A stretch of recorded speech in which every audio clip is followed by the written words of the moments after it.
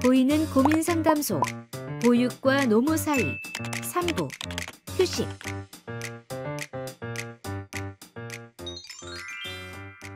안녕하세요. 여기는 보이는 고민상담소, 보육과 노무 사이 진행을 맡은 전동욱입니다. 네, 안녕하세요. 한맥공인노무사 사무소 대표 손경미 노무사입니다. 이번은 보육교직원의 휴식에 대한 내용입니다. 앞서 일하는 시간에 대해서 이야기를 했으니까 이제는 조금 쉬어야겠죠? 휴식에 대한 사례를 함께 보도록 하겠습니다. 네. 첫 번째 사례입니다. 어린이날 부모 참여 수업으로 인해 출근을 했습니다. 휴일 근무 수당 지급 대신 평일 중 하루를 휴무로 대체해도 괜찮나요? 상시 근로자 10인 이상입니다. 우리 선생님, 지금 질문 주신 선생님이 마지막에 상시 근로자 10인 이상이라고 말씀을 해주셨어요. 이 상시 근로자가 어떤 건가요?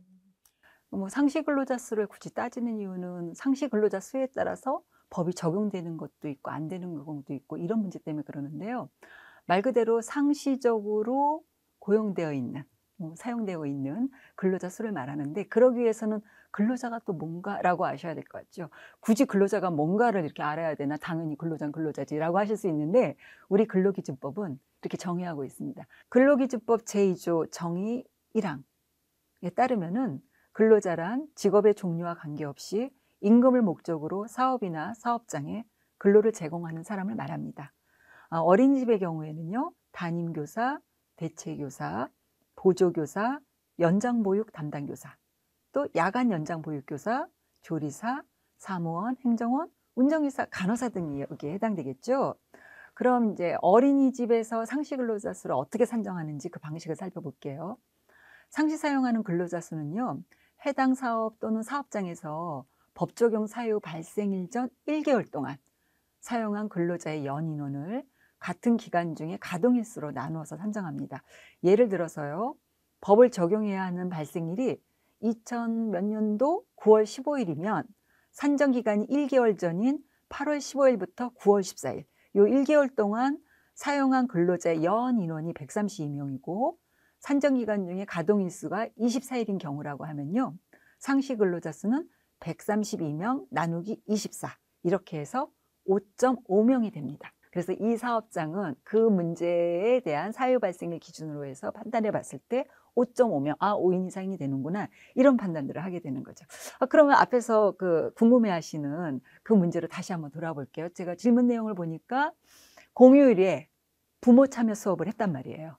그래서 그때 출근을 하셨어요. 공휴일에 출근하셨는데 수당으로 지급하는 대신 평일날 근무하게 이렇게 바꾸는 거, 이런 게 가능한지, 이제 이 문제인 거라잖아요. 근데 우리 근로기준법에서는 이런 내용이 있습니다. 제55조 2항에 관공서 공휴일에 따른 규정에 따른 유급 공휴일에 일을 하고 거기에 대해서 근로자 대표와 서면 합의를 한 경우에는 특정 근로일을 이렇게 대체할 수 있도록 되어 있어요. 그러니까 휴일날, 공휴일에 일하고 대신 수당을 주는 대신 근로자 대표하고 서면하면 평일날 쉬는 거를 이렇게 맞바꾸게 할 수 있단 말이죠. 맞바꾸기 하면 달라지는 건 또 뭐냐면, 공휴일날 일했음에도 불구하고 그 일한 그날에 대해서 휴일 근로 가산수당은 발생을 하지 않습니다. 그래서 우리 어린이집 같은 경우에는 보육 교직원 대표하고 원장하고 같이 서면 합의를 한 경우에만 가능한 거예요.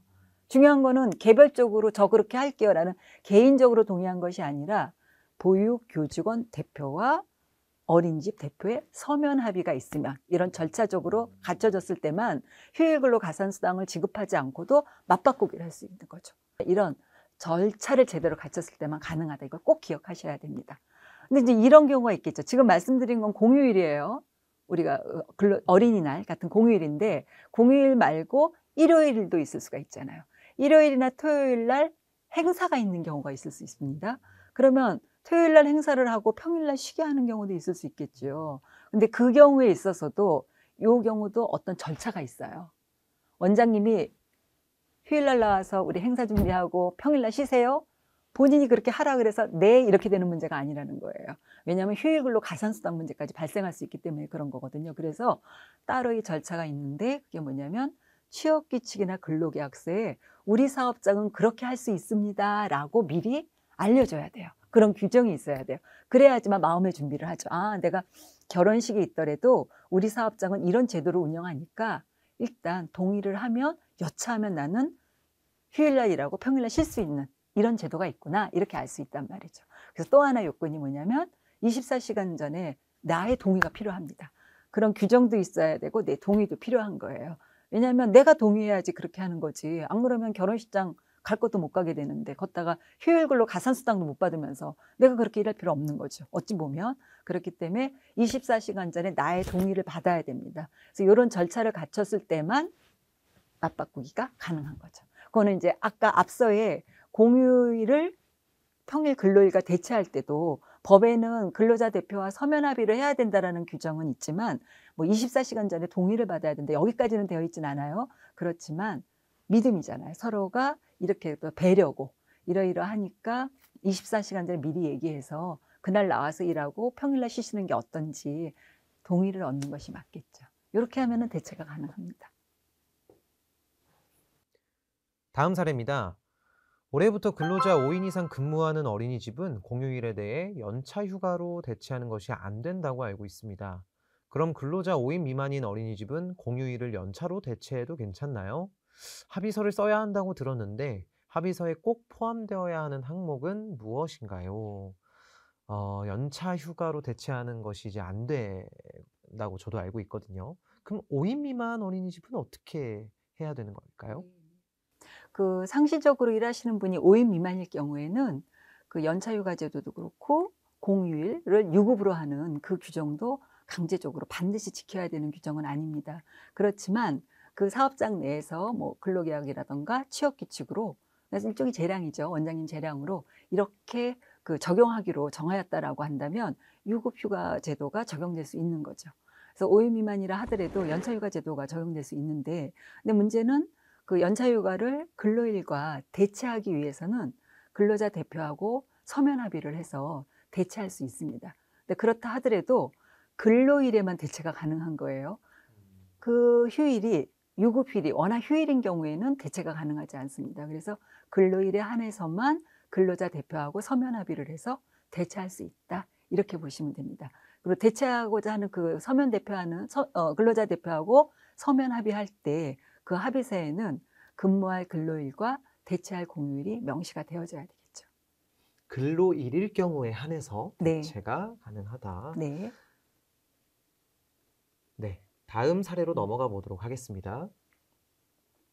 가정 어린이집 교사로 근무 중입니다. 저는 2021년 3월부터 근무를 시작하였고 어린이집은 2022년 8월 1일부터 상시 근로자가 5명으로 되었는데 연차를 받을 수 있을까요? 라고 말씀을 해주셨어요. 근무한 날보다 늦게 상시 근로자가 5명으로 되신 경우네요. 그렇죠. 받을 수 있을까요? 그러니까 연차휴가는 그 상시 근로자 수가 5인 되는 시점부터 적용이 되게 됩니다. 그러니까 이분 같은 경우에 지금 2021년 3월부터 근무가 시작됐다라고 하죠. 그렇다라고 한다면은 법 적용이 되는 시점, 그때는 어차피 1년이 안 됐으니까 1년 근무했을 때 1년 이내에 80% 이상 근무했을 때 발생하는 15일에 해당하는 연차휴가는 발생하지는 않습니다.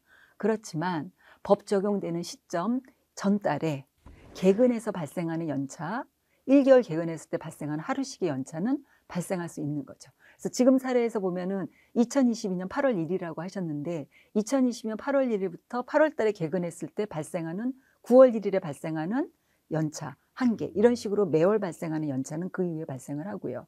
그리고 2022년 8월 1일이니까 2023년 그 1년 후에 80% 이상 출근했을 때 발생하는 15일의 연차휴가는 그때서야 발생할 수는 있는 것입니다. 그러니까 아예 못 받으시는 건 아니신 거죠. 시점을 좀 달리해서 판단하시면 됩니다. 네. 다음 사례입니다. 저는 2020년 10월 1일부터 근무하였고 2022년 9월 말에 퇴사하기로 하였습니다.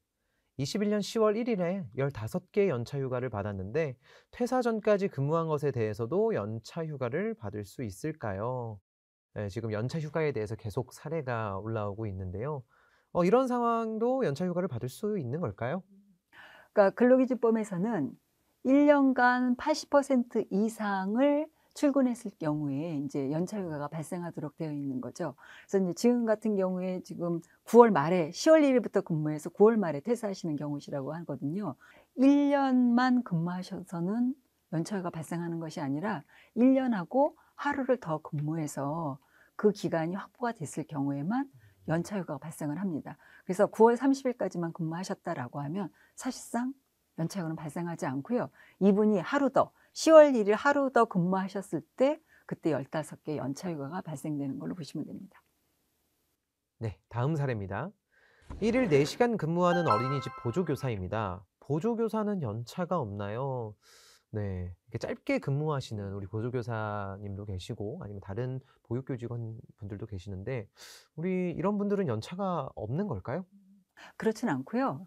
그러니까 일하시는 분이 5분이 넘으시고 그다음에 중요한 게 주당 근무하시는 소정 근로시간이 15시간이 넘으면 이분들도 받을 수 있습니다. 그래서 이제 소정 근로시간이라는 거는 근로계약상에 서로 일하기로 약속한 시간이거든요. 그러니까 근로계약서에서 확인되는 그 시간이 주 15시간 이상이시면 해당 사항이 됩니다.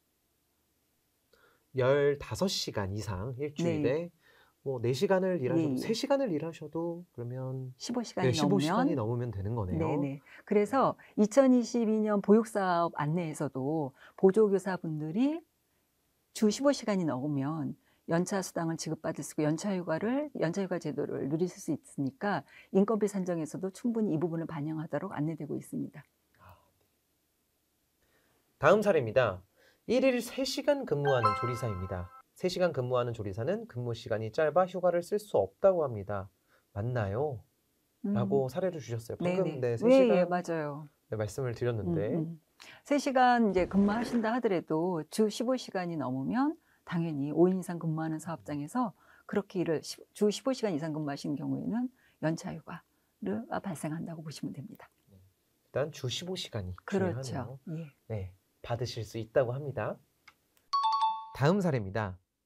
어린이집에서 연차휴가 사용 기간을 특정하여 해당 기간에만 휴가를 사용하라고 공지합니다. 이를 지켜야 하나요? 우리 선생님들 또는 네. 보육교직원분들에게 이 연차휴가는 사용하고 싶을 때 사용하고 싶은데 네네. 또 원장님들한테는 사정이 다 있으니까 네네. 기간을 또 정해주시는 것도 있거든요. 이거는 꼭 지켜야 되는 건가요? 그러니까 근로기준법에는 연차휴가를 본인이 사용하기를 원하는 시기에 자유롭게 사용할 수 있도록 이렇게 되어 있긴 하지만 사업 운영에 막대한 지장이 있을 경우에는 사업주가 시기를 변경할 수 있는 그런 권한이 있습니다. 그래서 본인이 원한다 하더라도 사업 운영의 필요에 의해서 시기를 바꾸도록 이렇게 안내할 수 있는 건데요. 예를 들어서 어린이집 같은 경우 사실 연중 무휴로 운영이 되잖아요. 공휴일은 분명히 제외가 되지만 그래서 그 서로 다 몰려서 휴가를 사용하게 되면 업무 운영에 여러 가지 어려움이 있기 때문에 순번제로 휴가를 사용하도록 안내할 수가 있겠죠. 근데 이제 중요한 건 뭐냐면 순번제로 사용하는 것의 대전제는 내가 동의를 해서 그런 순번제에 대해서 사용하는 방식에 대해서 이루어졌을 때, 동의가 이루어졌을 때 가능하다는 거죠. 연차휴가를 강제적으로 순번제로 사용하게끔 이렇게 강제할 수는 없고 나의 신청, 나의 동의가 가능하다면 순번제로도 운영이 가능하다. 그래서 그 보건복지부 2022년 보육사업 안내 내에서도 보육 공백을 최소화하기 위해서 이렇게 순번제로 운영을 하되 이것의 대전제는 자유롭게 휴가를 사용할 수 있는 본인의 권리를 침해하지 않는 선에서 이렇게 휴가 제도를 좀 탄력적으로 순번제로 운영하는 이런 방식에 대해서 가능하도록 이렇게 안내는 되어 있습니다. 강제적으로 할 수는 없는 거예요. 꼭 서면 합의도 있어야 되고요. 다음 사례입니다. 가족상으로 결근하였습니다. 유급 휴가로 인정될까요?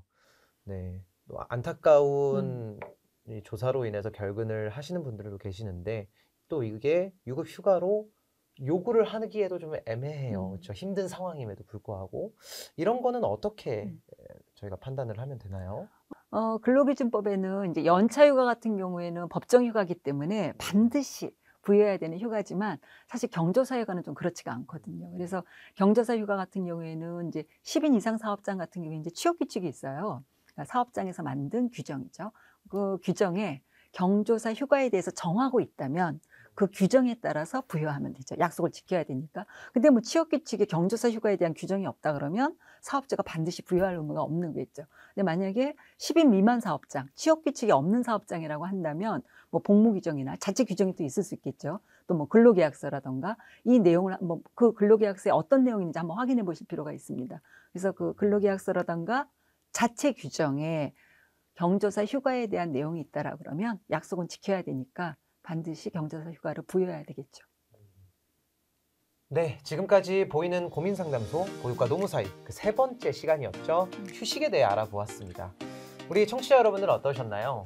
아까 처음에 말씀드린 것처럼 열심히 일한 자 떠나라 그렇죠. 라는 말이 있습니다.